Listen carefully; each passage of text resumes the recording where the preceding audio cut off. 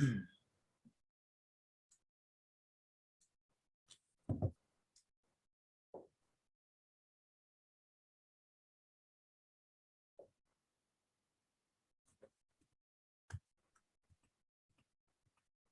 everyone. Welcome to our CivEx, Understanding the State Budget. We're going to just take a few moments to get everyone admitted, maybe another minute or so, and then we will start our webinar.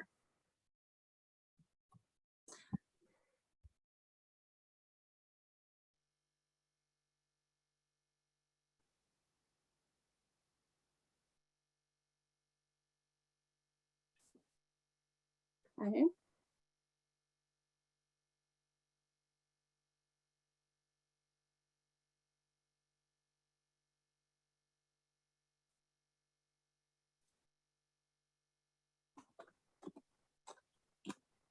All right.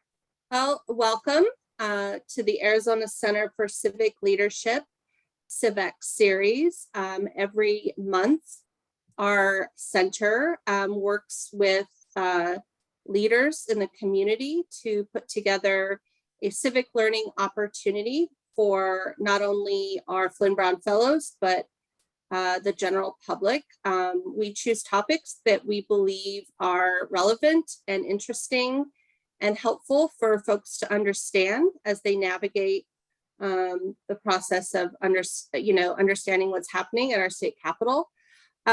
We are very fortunate to have two Flinn-Brown Fellows here today who are going to not only provide a contextual understanding of how our state budget is crafted and developed and negotiated, but we're going to get a sneak preview.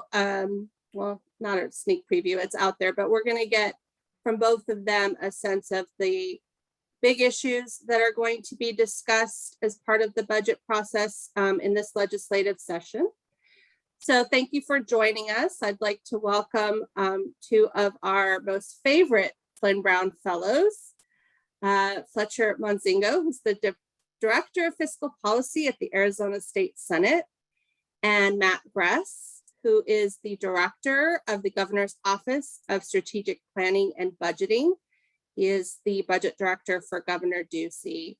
We are really excited to have them here, and we know that you're going to have some questions. So we'd like to ask you to put those questions into the Q&A and not the chat. That way we can make sure that we address all the questions that are put forth. Fletcher and Matt will do a quick presentation, and then the room will be open for questions. Without any further ado, welcome Fletcher and welcome Matt. Thanks, Dawn. So we got this presentation up. I think I'm going to do the first set of slides, just understanding, contextualizing the Arizona state budget and the process, and then Matt's going to talk about the governor's budget, and then I'll mention some of the legislative discussions going on down here, and then, as Dawn said, open for questions. So this is kind of the general outlook of what we're going to talk about right now, just with this presentation. What's the budget? How is it developed?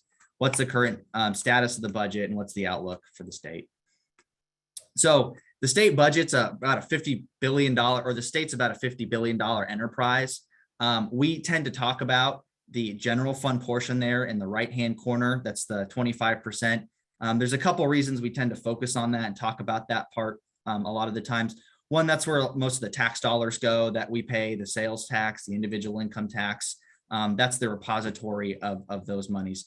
The rest of the budget has many other funding sources, federal funds, that's Medicaid and other programs, non-appropriated funds, it's universities, tuition and such. But a lot of what we focus on is the general fund, because of a lot of what happens in the rest of the budget is a function of what we do in the general fund. For example, if we increase or decrease general fund spending in our Medicaid programs, that increases or decreases how much in federal funds we spend. So that's why we spend most of our time on that portion. Just so you know where the money comes from for the general fund, The majority comes from sales and use tax and individual income tax. We do get a good amounts of money too out of the insurance premium tax and the corporate income tax, but our biggest sources of income for the state general fund are those two sources, sales and use, which we call TPT. So if we use we'll use the terms interchangeably. That's transaction privilege tax, and individual income tax. I'm sure everyone knows what that is. In terms of where the money goes, the bulk of state money of the general fund goes towards K-12 education. The kind of the second biggest things that you can see on here are access and our economic security. Those are really our Medicaid programs. And then corrections is really the fourth largest agency, but third highest area of the state budget at 11%.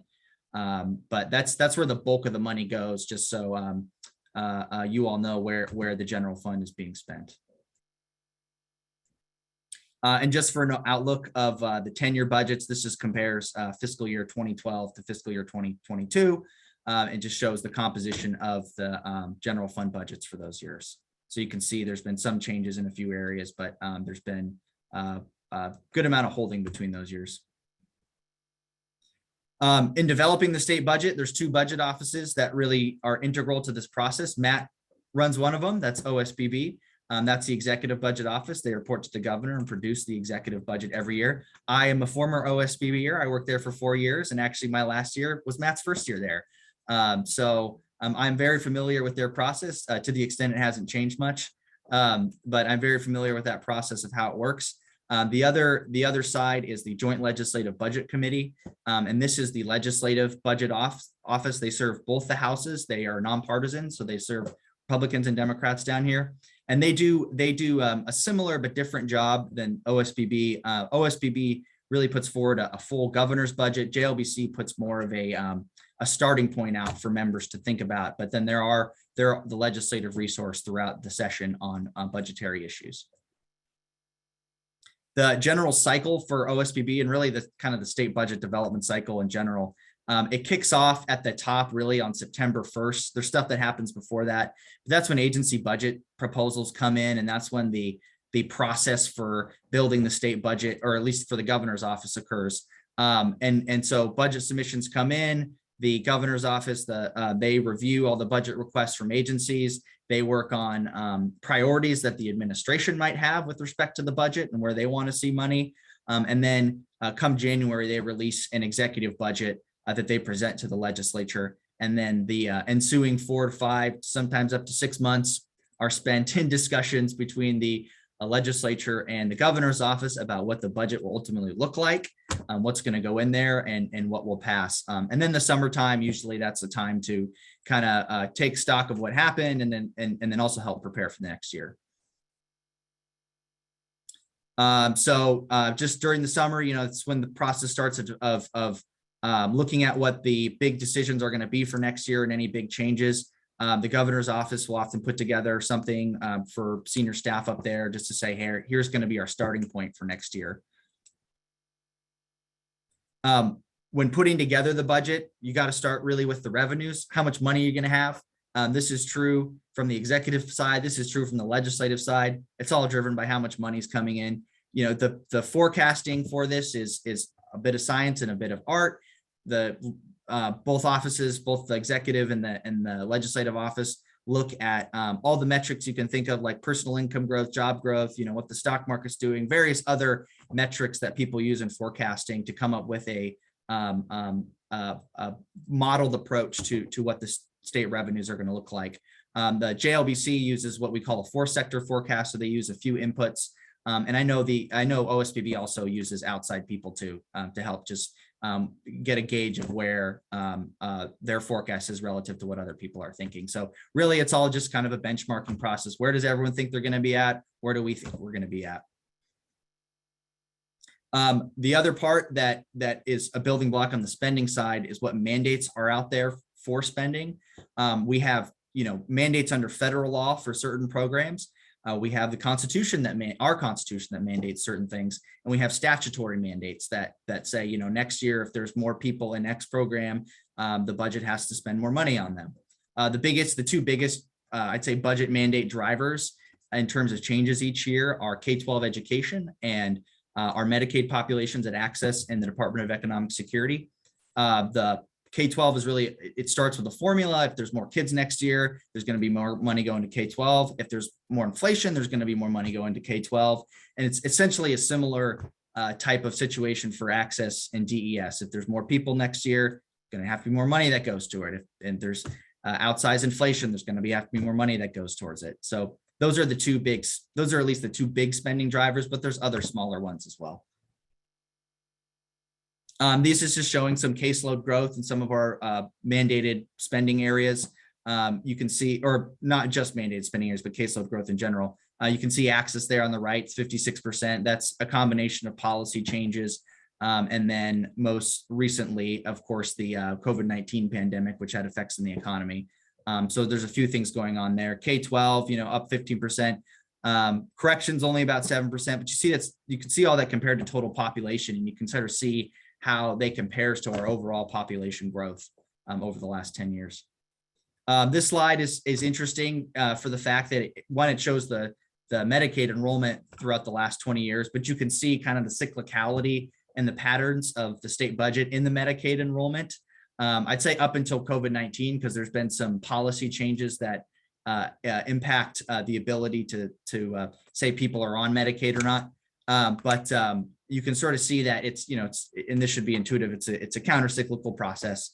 When times are bad, more people go on. When times are good, less people are on. And you can see kind of the fluctuations over time in there. K-12 student counts, they were steadily increasing year over year. That is up until the COVID pandemic era. And we base our budgets off the student count numbers. So you can see there's that big drop in 21. That's just because there were fewer kids in 2020. So, to make up for all those kids who went back, we'd have to, or make up for all the kids who left the K-12 public schools last year, we'd have to grow exceptionally high to get back up to what was pre-pandemic trends. But you can see that there's a fairly significant drop between those 2 years. We are still expecting some return to normality at some point. That's at least how our budgets are constructed. That we kind of have to wait and see whether that assumption holds true, but it's a conservative approach to make sure the money's conservative budgeting approach to make sure the monies are there in case that happens. And then prison population, you can see that there was a steady rise over time. This goes back all the way to 1971, but you can also see that lately we've been dropping in terms of prison population growth. Matt and I worked on this together, and I think this was included in the slide that he sent over to me. And I didn't realize the extent to which the prison population has recently declined so much. That was quite interesting to me. And then this is another area that we look towards when thinking about mandated spending growth, child safety population. This is making sure we're serving the kids who are out of home. You saw a peak back at the beginning of the Ducey administration, and then you can see that there was a big drop or decline in that, and it's kind of leveled out right now. We talked about agency requests. These aren't most of the times they request some of the mandated spending changes. Access has a whole forecasting department that works on that, but other times they have issues that they need solved. They have things they want to bring to the attention of the governor's office that they think need analysis and need funding to help solve. So they submit that every September. They submit that September 1st every year. They present kind of the current plan for this fiscal year, and then any changes next year. And it can be anything. We're talking about more people. We're talking about new printers for your really small agencies. It kind of runs the gamut of what the issues can be.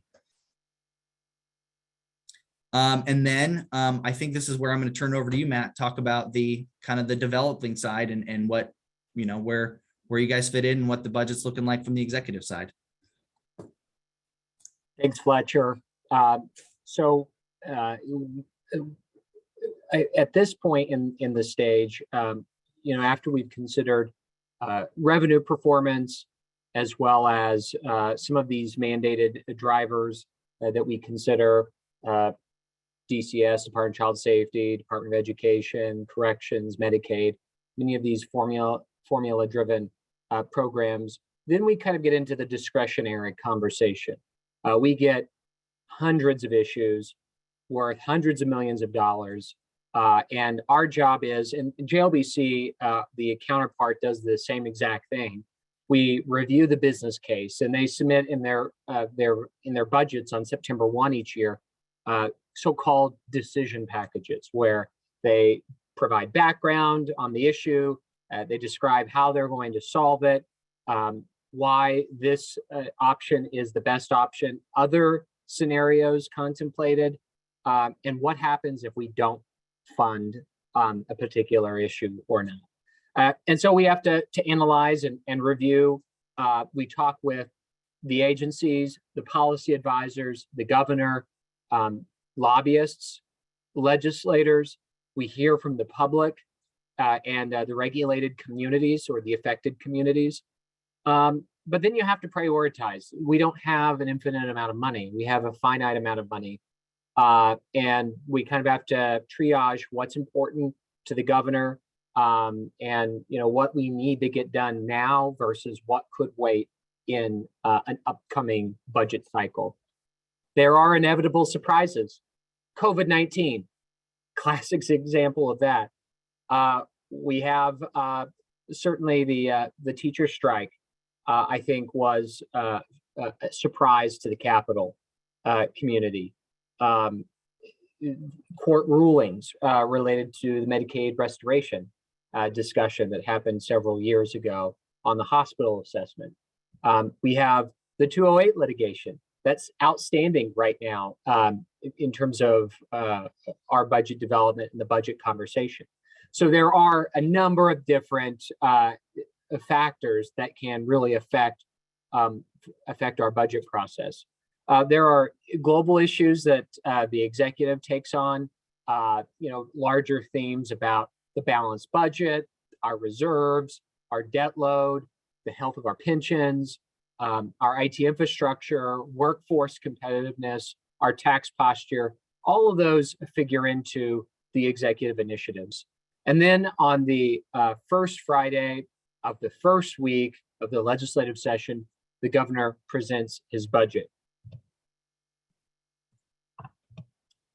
And just some other factors to really inform the conversation. We did want to hit on the unparalleled turmoil in the markets due to the COVID-19 pandemic that have really affected our approach moving forward.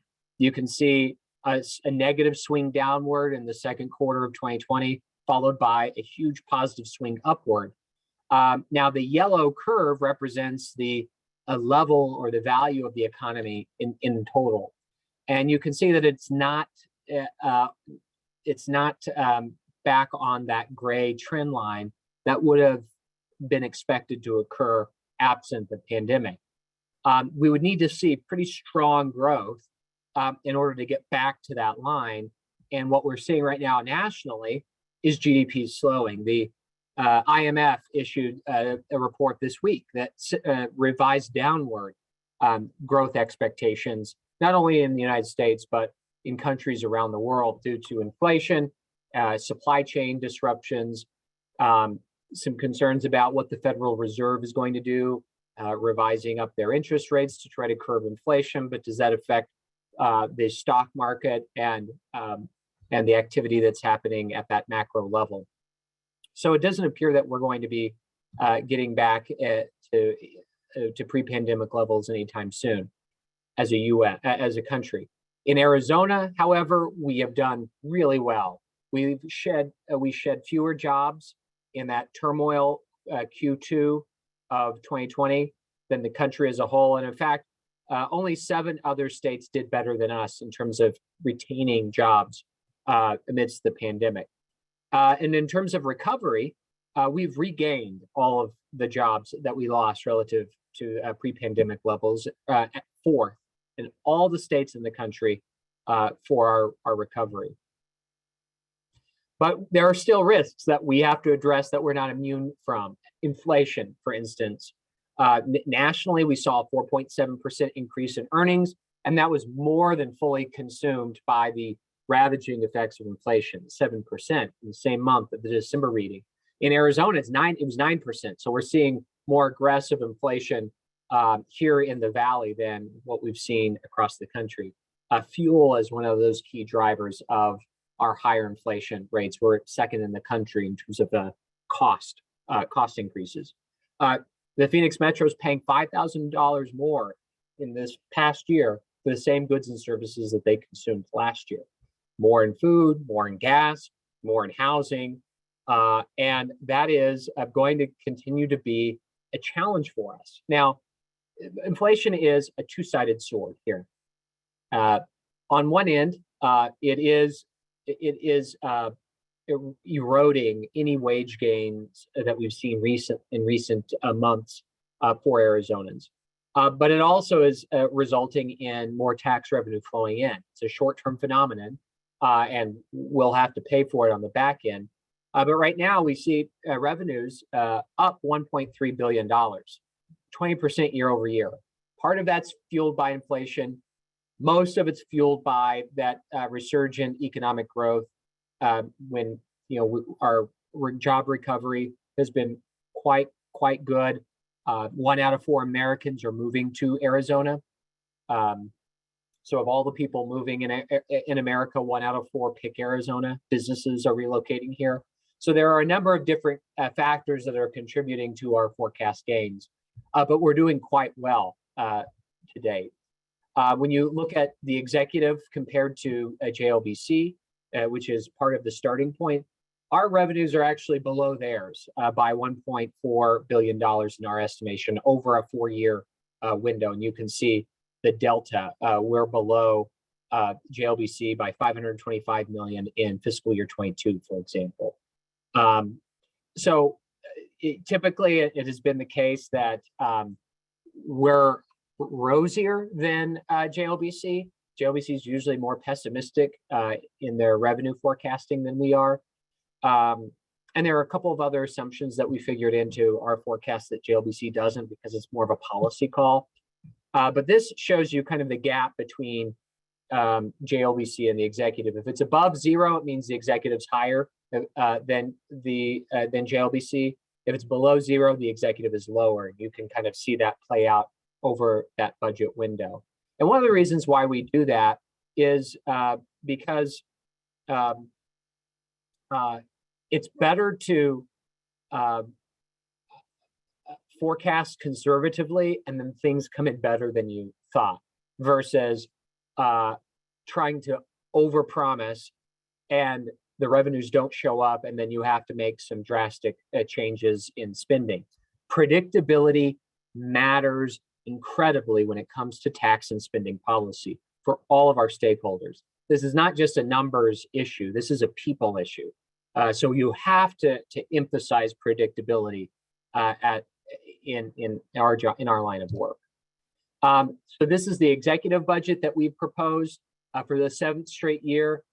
Arizona remains structurally balanced, and every budget we have passed in our term, we've focused on keeping the budget structurally intact throughout that 3-year budget window. It's a very important keystone in the budgets that ultimately get enacted, and it's very important to legislative and executive leadership.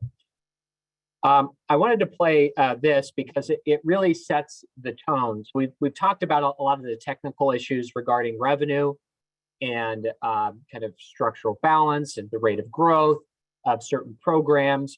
But there's also kind of a theme that the governor, the executive, brings to the legislative session every year. And in his final year, he wanted to lay out some of the key priorities that show up in the executive budget that we'll talk about. So I'm going to play this, and if Don, if you could let me know whether it's audible, that would be very helpful.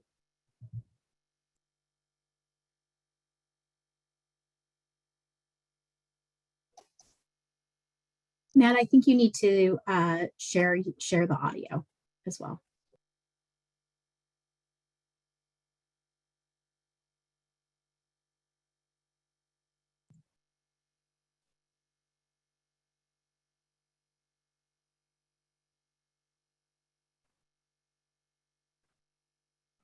No, not working? No, still not. How do you share the audio? hang on one second. I think if you go Oh, to here your we go. view options. Got it.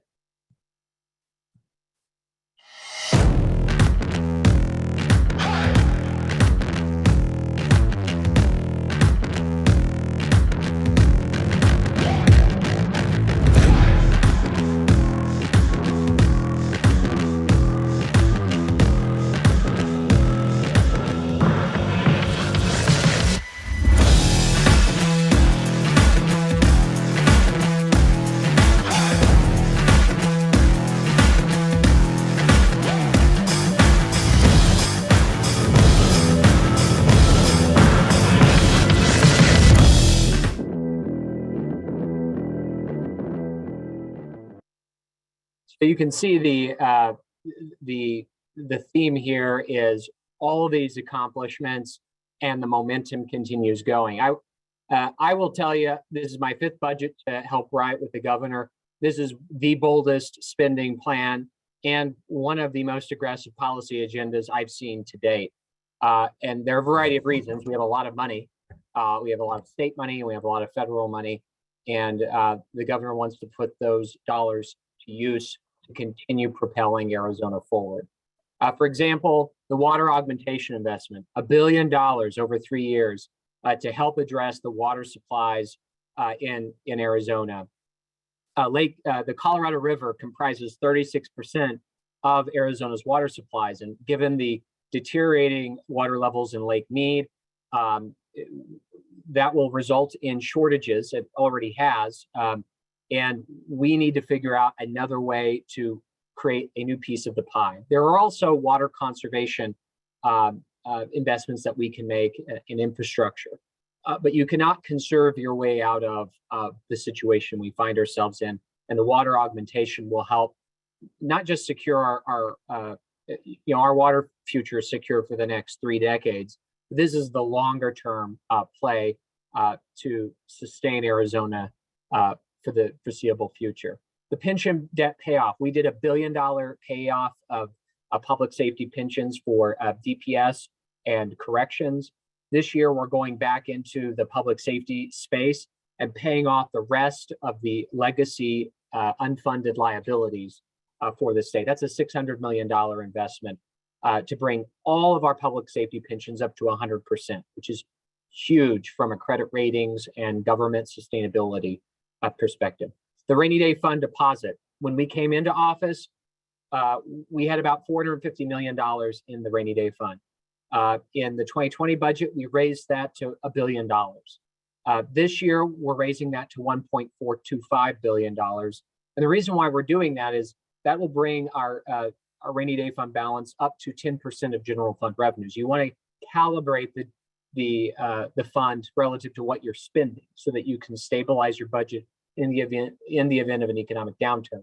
The national median is 10.8%. So we're seeking to be a little bit more consistent with those national indicators. We're putting in $400 million to widen I-10. There is a segment between Phoenix and Casa Grande that is 2 lanes each way. We're adding the 3rd lane north and south, or sorry, east and west for 88% of that unexpanded portion. So that $500 million going in is going to make a huge difference for that critical commerce corridor. And it may, in fact, allow us to leverage federal infrastructure monies to finish the remaining 12%. We're continuing to fund education above and beyond inflation and enrollment growth. But I think what's really important here is that we are spending the most ever on K-12 education. Even if you adjust it for inflation, and everybody references the high water marks of 2000 or 2008, we've blown those levels out of the water. So what has happened in the dialogue is not how much money is being spent, but how we are spending those dollars. Illinois, for instance, spends twice as much per pupil than we do, and yet they perform just as well as we do. Okay, so that's not really good for Illinois, and yet they're spending a lot of money. We're looking more at outcomes and enshrining an outcome results-based perspective into into the education funding formula moving forward. We also look at higher ed as a critical asset in workforce readiness. With the universities and the new economy, we're putting in, and colleges, we're putting in nearly $130 million. The new economy initiative was framed by the universities. ASU wants to focus on expanding their engineering capabilities and enough more seats for engineering here in Arizona. NAU wants to focus on healthcare and health resources. U of A wants to focus on science, technology, space, and health and mining. And our rural community colleges are seeking to address those regional workforce needs: allied health, education, automotive, electrical work, cyber. There are a lot of key areas there that both are going to be and that's what we're funding. K-12 school facilities and renewal. Since we took office, we've spent nearly $1 billion in building renewal grants. We've reformed the program in order to get these grants out to schools faster. The annual budget we have for building renewal is up 5,000% compared to where we found it in 2015. So this is a very, very important issue to keep our schools in good shape. But we're also building new schools. We do forecasts of student enrollment. We know that the number of schools are growing, even though the entire system is depressed right now. A number of schools are growing. So we're in the process of building these new facilities, and we rebased the square footage formula that we use to compensate schools so that they are getting market rate funding. And we're building them 2 years ahead of the student projections showing up on campus versus 2 years after the students have actually shown up on campus, which creates a lot of operational challenges. Health and welfare, we've spent $1.5 billion of state and federal resources responding to the pandemic, testing and contact tracing, local initiatives to get the word out about vaccines, how to stay safe. Another salient issue right now is nursing staff. We have shortages across the country, and we put more money in to help attract contracted staff to Arizona. But we're also engaging in partnerships with the community colleges, universities, and some private partners to build out that nursing pipeline over the next decade. And natural resources from a forest fire perspective. Not only are we providing more money to respond to the increased number of fires and the intensity of these fires, but we're expanding our effort in treating our forests for hazardous vegetation so that we can reduce the number of fires, the intensity of those, and be able to quickly extinguish these fires in the treated areas. And we're partnering with our Department of Corrections, Rehabilitation, Reentry to provide a needed skill set in our forests to inmates who could get employed doing these same exact jobs upon their release. And we think that the value of work can really set our inmates up for a real second chance upon release. So those are some examples of what's in the 2023 budget. And I'm going to kick it back over to Fletcher to tell us about how the legislative process takes the budget from there. Thanks, Matt. So there's kind of two components of it. There's the legislature reacting to what the governor's put in their budget and deciding whether that item, that expenditure, that new program is something that they all want to pursue. And then there are issues that legislators come up with either from their districts or issues they're passionate about, issues they've been working on that also feed into this process. So I've talked about the JLBC before, publishing what's called the baseline book. It's really it's kind of like the setting point of where the legislature is going to begin. The most recent, or the baseline book for this year, is estimating capacity of $1 billion in ongoing resources and $2.1 billion in one-time resources over the next 3 years. Those numbers differ from the governor's numbers currently, as Matt said. But so this process is all about figuring out what people want in the budget and what they're willing to support. Asking 90 people where they want to go to dinner and you're going to get 90 different answers. And that's kind of the similar concept, though it's not as extreme because people generally have some similar ideas of what's going on. In terms of just some big issues that I'm hearing about down here from the legislature as a whole, there's homelessness and affordable housing. I know there's been an ad hoc committee in the House that's been looking at that, bipartisan ad hoc committee in the House has been looking at what funding could be added to that area and what policy changes could be done to help with addressing the homelessness issue we have in not just in Maricopa County, but across the state, and affordable housing across the state. Water, as Matt mentioned, that's also a big priority for many legislators down here. How we're going to secure water supply for the future, how we're going to conserve water.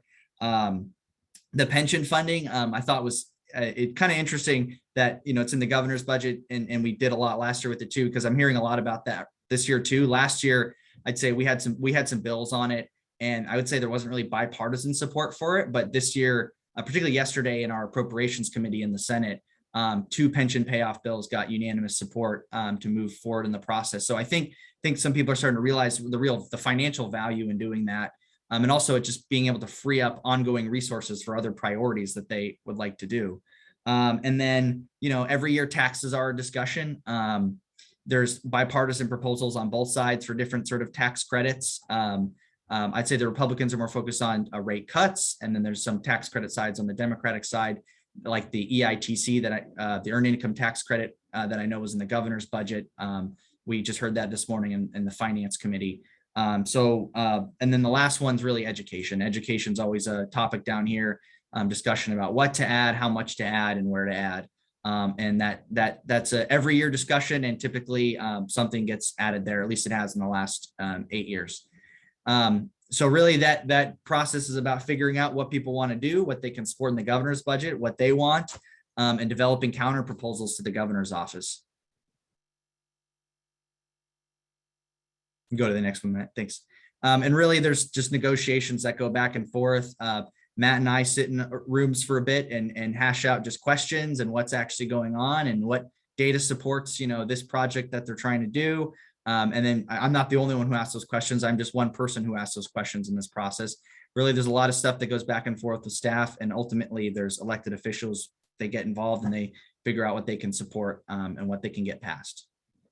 It doesn't always follow this pattern, I must say, but this is kind of the typical pattern. And then just the next sheet is just what kind of the negotiating sheet looks like when we go back and forth. It's lines on a spreadsheet that we either agree to or don't agree to, and that's the back and forth that occurs.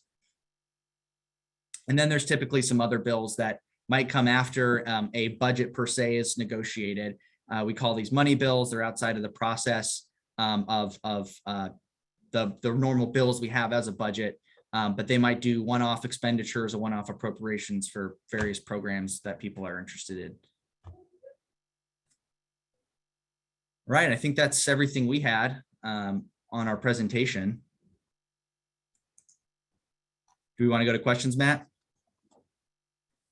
I think I'm just going to go down the list of questions that are here. There's about 11 so far.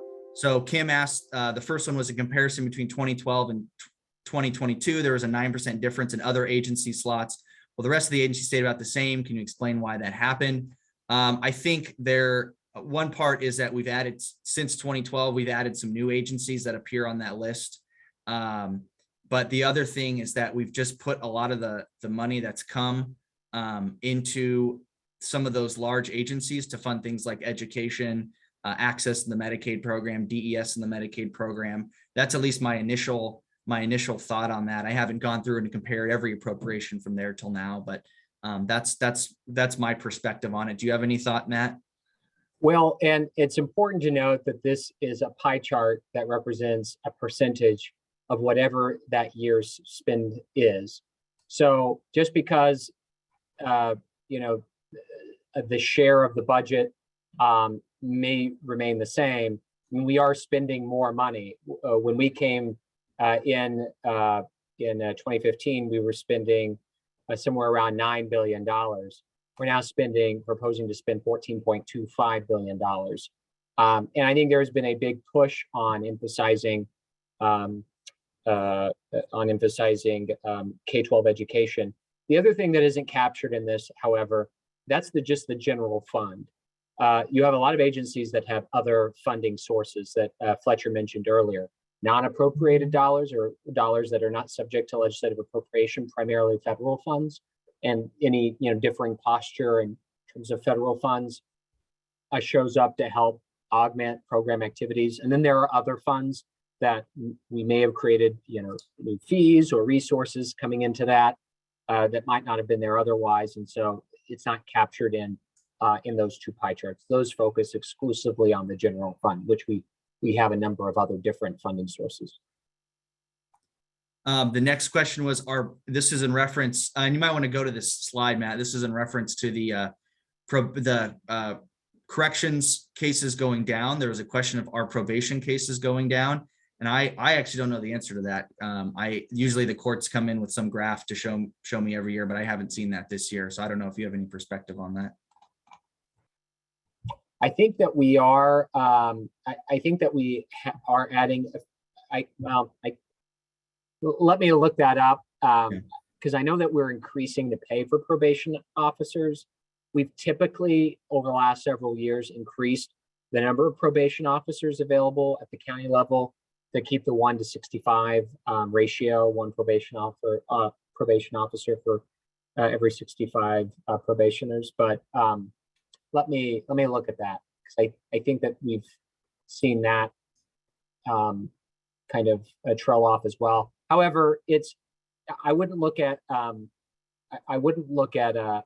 the incarceration necessarily as an indicator of probation, because usually probation tails in sentences could result in release from prison, but then you still have that commitment to be under state supervision for some amount of time after it. So that's an ongoing area that we're monitoring. And I think there was an initiative Fletcher was involved in that really encourages probation officers. I mean, it's a phenomenal program.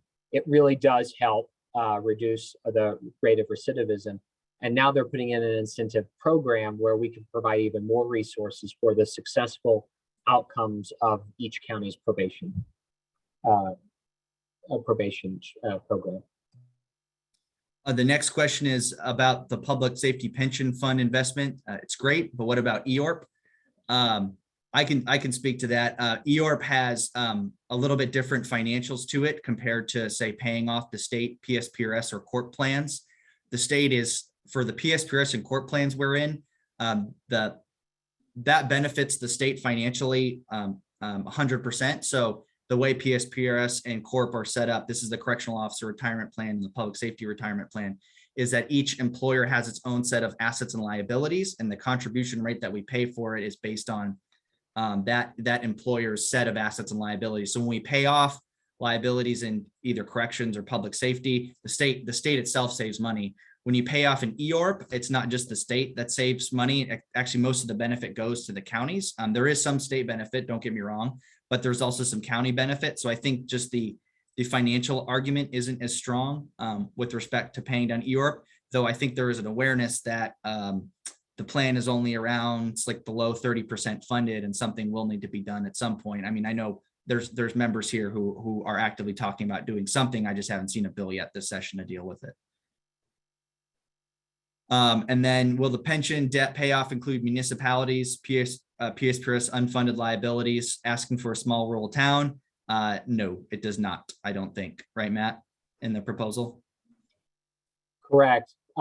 But those small towns will get that higher urban shared revenue, so perhaps they can use the economic boom to help finance some of this. But we have, I mean, in all seriousness, we have seen a number of different communities issue pension obligation bonds. I think that the attractiveness of that has deteriorated a bit, but this only focuses on state-funded plans, given the segregated nature of each plan in PSPRS. I think these next two are for you, Matt. The first one is, who are winners and losers this year for the budget? And then legislators are already saying the proposed budget has too much out-of-hand spending. How does the governor's office react to this? Everyone's a winner in the budget. We think this is a really good budget that is going to benefit all facets of state government, whether it's results when it comes to K-12 education. I think parents are a big winner in this budget, whether it's higher education, the new economy and workforce readiness in our hospital system, infrastructure when it comes to transportation, roads and bridges, not only for I-10, but we have the state match advantage program that will allow small cities and towns to access money set aside just for them as they apply for competitive transportation projects. Water, natural resources, health and welfare with kinship families. I think that's going to be a really good success.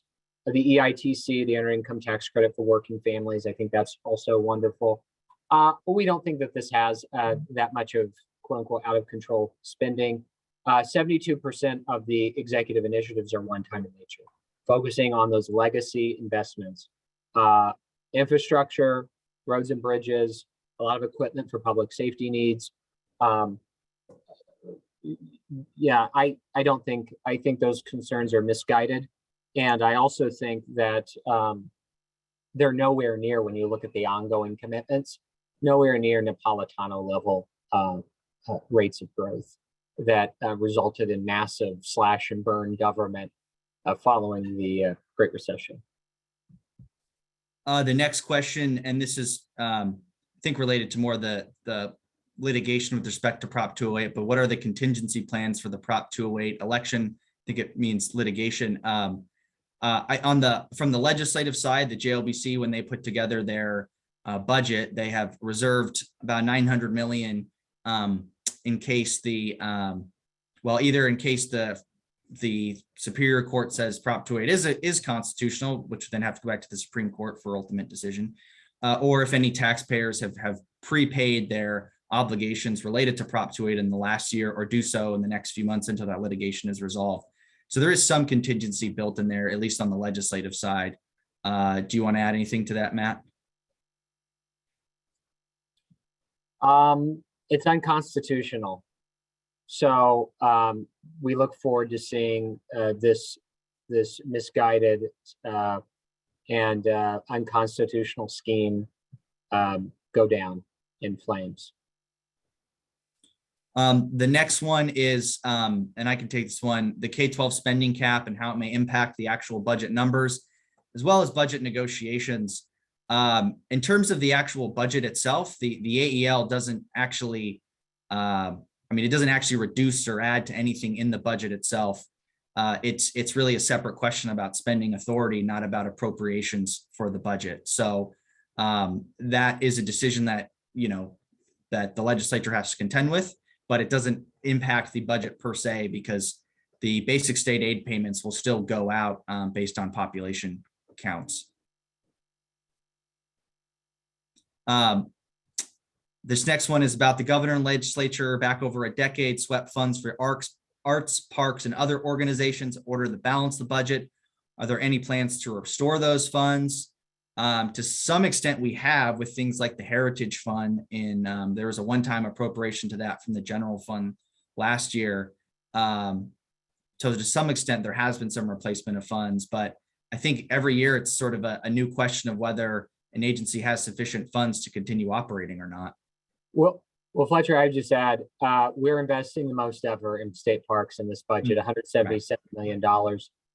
So when you add in some of our investments that we put in to date, you're at $215 million. So parks are flush with cash. They will have a lot of money, 44 projects across the state focusing on wastewater, ADA, structural, the conditions for many of our historic buildings on site so that they can be used and enjoyed by visitors, a broadband access.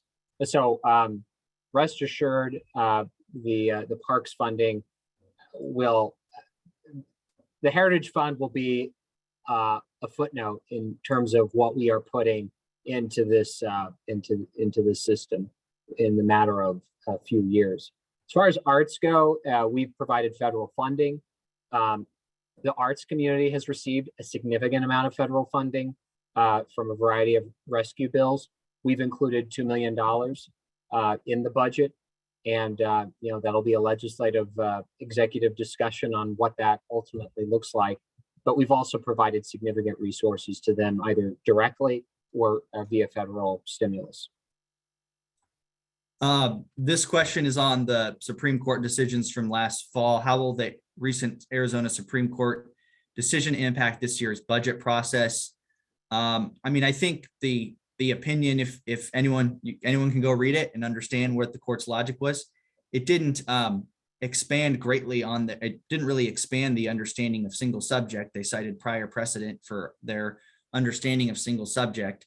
I think it means that when the legislature puts together the budget, these topics need to be more related. I mean, that's kind of my short end answer, is that there just needs to be a little more cohesion in terms of what items are included with respect to the budget. And I think that will be the general approach this year from the legislature.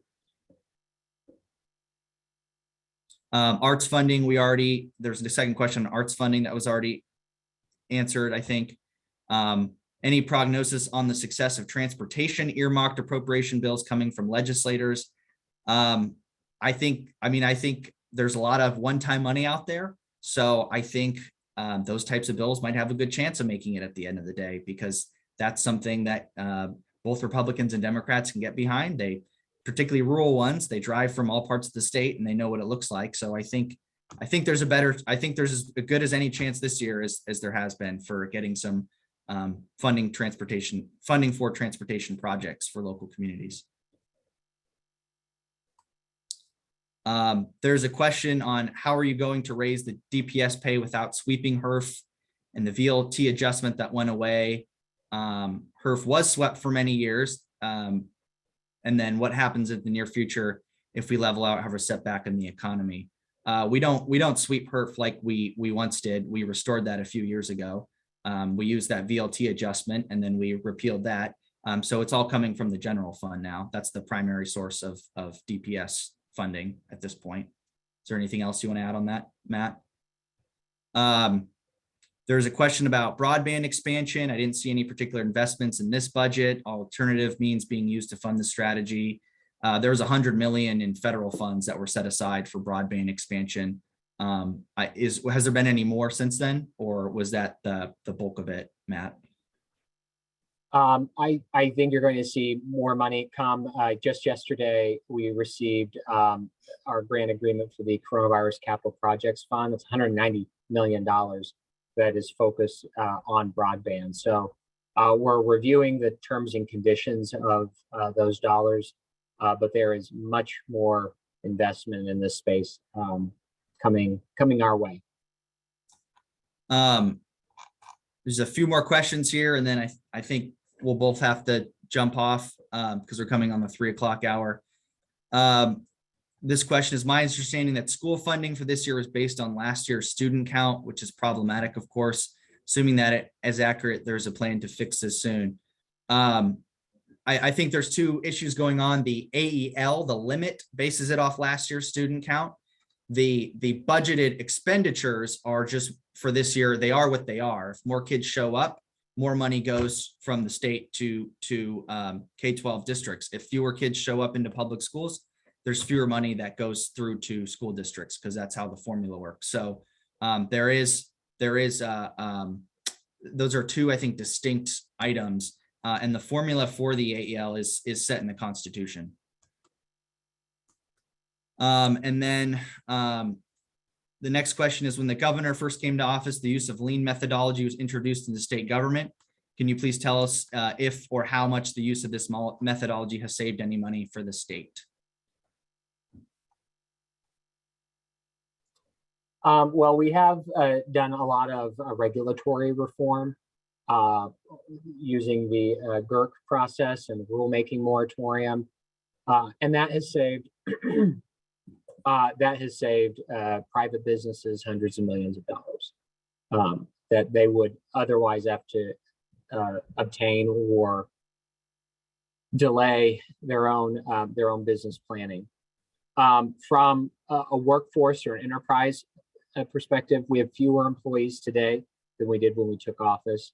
They're paid more, and they have a higher engagement score than we've had in the last decade or so. So we've come a long way in terms of how we can do our work better, more efficiently, with fewer human resources, and we think that's a good thing. We don't see government growing for the sake of growing. We want to try to be as conscientious in the tax dollars we collect from Arizonans as possible. A lot of automation has assisted with that. And I think you're going to see a lot of remote working, again, continue to contribute to more efficient processes, being able to handle things more quickly. The Business One Stop is an initiative that allows people to plan, start a business, get your licenses, all of those things very quickly. And you have to go to many different state agencies. Some of these are constitutional features. If we could change the statute and have one agency allow you to license, we would, but there are some statutory limitations that come along with that. Next question is, any additional investment addressing urban transit inequalities? Most states large metros investing heavily in expanding mass transit or micro mobility infrastructure, but it seems our strategy is to continue status quo on roads and bridges. Any insights? My insight is there is over 300 million in transportation added to the budget last year for funding different projects. There's at least 400 million in this budget for I-10 so far in the governor's budget.